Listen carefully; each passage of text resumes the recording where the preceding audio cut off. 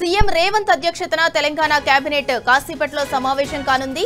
బీసీలకు 42% రిజర్వేషన్ల పెంపుపై supreme court, high court తీర్పులు, వాటితో ముడిపడి ఉన్న స్థానిక ఎన్నికలపై కేబినెట్ చర్చిస్తోంది. పత్తి రైతులను ఇబ్బంది పెట్టే విధంగా కేంద్ర ప్రభుత్వం అనుసరిస్తున్న విధానాలు, సీసీఐ విధించిన కొత్త నిబంధనలపై మంత్రివర్గం చర్చించనుంది. ఎకరానికి 7 క్వింటాళ్ల పత్తినే కొంటామని జిన్నింగ్ మిల్లులను అలాట్ చేసేలా సీసీఐ అనుచితమైన నిబంధనలు విధించడాన్ని రాష్ట్ర ప్రభుత్వం తప్పుపట్టింది. ఇప్పటికే రాష్ట్రంలో పత్తి కొనుగోళ్లలో సీసీఐ విఫలమైంది. అందుబాటులో ఉన్న 25 లక్షల టన్నుల పత్తి నిల్వల్లో కేవలం 1,20,000 టన్నులే కొనుగోలు చేసింది. కేంద్రం అనుసరించిన విధానాలతో ఇవాల్టి నుంచి పత్తి కొనుగోళ్లను మిల్లర్లు నిలిపివేశారు. ఈ నేపథ్యంలో మంత్రివర్గ సమావేశంలో వీటిపై చర్చించి కీలక నిర్ణయం తీసుకునే అవకాశాలున్నాయి. ఈ సమావేశంలో స్థానిక సంస్థల ఎన్నికలపై ప్రధానంగా చర్చిస్తున్నారు. ఈ నెల 24 లోపు స్థానిక సంస్థల ఎన్నికలపై తేల్చాలని హైకోర్టు ఆదేశాలు జారీ చేసింది. ఇటీవలే సీఎం రేవంత్ కేబినెట్ సమావేశంలో లోకల్ బాడీ ఎలక్షన్స్ పై నిర్ణయం తీసుకుంటామని వెల్లడించారు. మరోవైపు బీసీ రిజర్వేషన్లపై కోర్టుల నుంచి వచ్చిన ఆదేశాలు ప్రభుత్వాన్ని ఇరకాటంలో పెట్టాయి. ఈ నేపథ్యంలో స్థానిక ఎన్నికలపై కేబినెట్ ఎలాంటి నిర్ణయంపై తీసుకుంటుందనే ఉత్కంఠ నెలకొంది. ఇక ఇదే అంశానికి సంబంధించి మరింత సమాచారం మా ప్రతినిధి ప్రదీప్ అందిస్తారు. ప్రదీప్, సీఎం రేవంత్ రెడ్డి అధ్యక్షతన అయితే కేబినెట్ సమావేశం సెక్రటేరియట్ లో కొనసాగుతోంది. ఏ అంశాలపై కేబినెట్ సమావేశం అయితే కొనసాగుతుంది? కేబినెట్ సమావేశం రేవంత్ రెడ్డి అధ్యక్షతన ఇప్పుడే ప్రారంభమైంది. ప్రధానంగా స్థానిక సంస్థల ఎన్నికలలో సంబంధించి ఒక నిర్ణయం 42% రిజర్వేషన్లు కల్పిస్తామని చెప్పి ఎన్నికల్లో హామీ ఇచ్చింది. అందుకు అనుగుణంగా ఆ ప్రయత్నాలు చేసింది. అయితే ప్రయత్నాల్లో లోపం ఉందనేది ప్రధానంగా ఉన్నటువంటి చర్చ. అయితే 42% ఏదైతే బీసీలకు రిజర్వేషన్ కల్పించకపోతే భవిష్యత్తులో ముఖ్యంగా బీసీలు ఇప్పటికే ఆగ్రహంగా ఉన్నారు. ఎన్నికల్లో ఇచ్చినటువంటి హామీ మేరకు ఏదైతే ఈ రిజర్వేషన్ కల్పించాలని బీసీ సంఘాలన్నీ ఒత్తిడి చేస్తామని పెద్ద ఎత్తున ఉద్యమాలు కూడా చేస్తా ఉన్నారు. 42% రిజర్వేషన్ కల్పించాల్సిందే అని చెప్పి పట్టుబడుతుంది. ఈ నేపథ్యంలోనే సాధ్యాసాధ్యాలకు సంబంధించి ఈరోజు కేబినెట్ లో చర్చించి నిర్ణయం తీసుకున్నారు. భారత రిజర్వేషన్ల ప్రకారం వెళ్తే ఏ రకమైనటువంటి సమస్య వస్తుంది. ఒకవేళ 42% సంబంధించినటువంటి రిజర్వేషన్ కల్పిస్తే కోర్టులో ఇప్పటికే పెండింగ్ లో ఉంది. అటు ఏదైతే గవర్నర్ వద్ద కావచ్చు లేదా రాష్ట్రపతి వద్ద కావచ్చు ఢిల్లీ సంబంధించినటువంటి అంశం పెండింగ్ ఉన్నటువంటి నేపథ్యంలో దీనికి సంబంధించి ఒక క్లారిటీ వచ్చేటువంటి అవకాశం ఉంది. ప్రధానంగా స్థానిక సంస్థల అంశమే ప్రధాన కీలక ఎజెండాగా ఈ కేబినెట్ లో జరుగుతున్నటువంటి పరిస్థితి. మరోవైపు పత్తి రైతులకు సంబంధించినటువంటి అంశం కూడా చర్చకు రానుంది. సీసీఐ కొనుగోళ్లు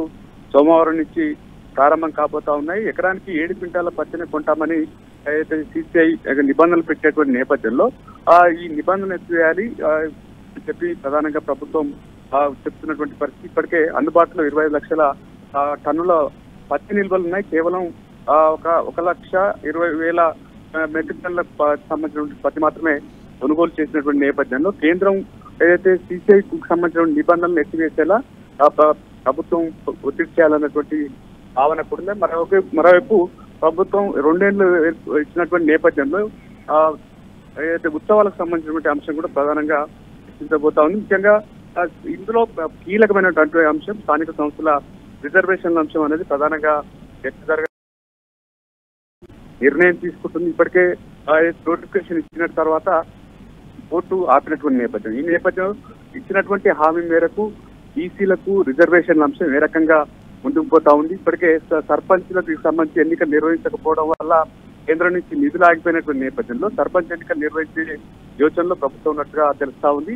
అందుకు అనుగుణంగా రిజర్వేషన్ ఏ రకంగా ఉండాలి, దీనికి సంబంధించినటువంటి సాధ్యాసాధ్యాలకు సంబంధించి కీలకంగా చర్చించనుంది. ఇటు అనేక అంశాలు కూడా చర్చించనుంది కేబినెట్ లో. ప్రధానంగా బీసీలకు 42% రిజర్వేషన్ల పెంపుపై సుప్రీంకోర్టు, హైకోర్టు తీర్పులు, వాటితో ముడిపడి ఉన్నాయి. స్థానిక ఎన్నికలపై కూడా కేబినెట్ చర్చిస్తోంది. మరోపక్క సీసీఐ విధించిన కొత్త నిబంధనలపై కూడా మంత్రివర్గం చర్చించనున్నట్లు తెలుస్తోంది. దానికి సంబంధించి డీటెయిల్స్ ఏంటి?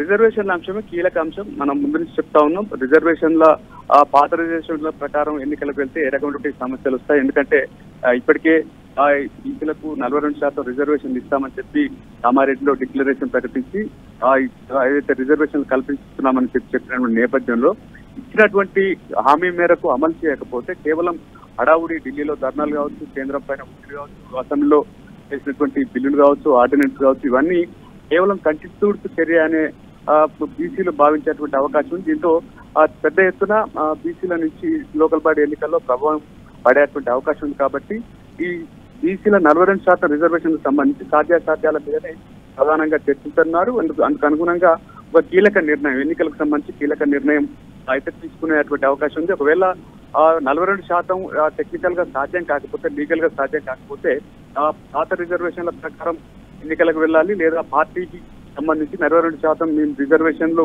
ఇచ్చిన మాట ప్రకారం పార్టీ పరంగా అమలు చేస్తున్నామని చెప్పేటువంటి ప్రయత్నం చేస్తున్నాం అన్నటువంటి చర్చ కూడా జరుగుతోంది. మరోవైపు ఈ పత్తి కొనుగోలు అంశం ప్రధానంగా కీలకంగా ఉంది. ఎందుకంటే పండించినటువంటి పత్తికి సంబంధించి రైతు అమ్ముకున్నామంటే కేవలం ఎకరాకు 7 క్వింటాల నిబంధన పెట్టారు. దీంతో రైతులకు తీవ్రమైనటువంటి ఇబ్బందులు ఉన్నాయి.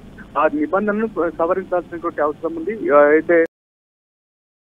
ఎకరాకు 10 క్వింటాల లేదా 12 క్వింటాల అనేది సంబంధించి ఒక నిర్ణయం చేసి కేంద్రంపై ఒత్తిడి తెచ్చాలన్నటువంటి భావన కూడా జరుగుతోంది. మరోవైపు ఇవే కాకుండా గిగ్ వర్కర్ల సంక్షేమం సంబంధించిన అంశం కావచ్చు, లేదా అందశ్రీ కుమారునికి ఏదైతే ప్రభుత్వ ఉద్యోగం ఇస్తామని చెప్పినటువంటి నేపథ్యంలో ఇటువంటి అంశాలన్నిటి కూడా చర్చించాలని మొత్తానికి దాదాపు కొద్దిసేపటి క్రితం ప్రారంభమైంది.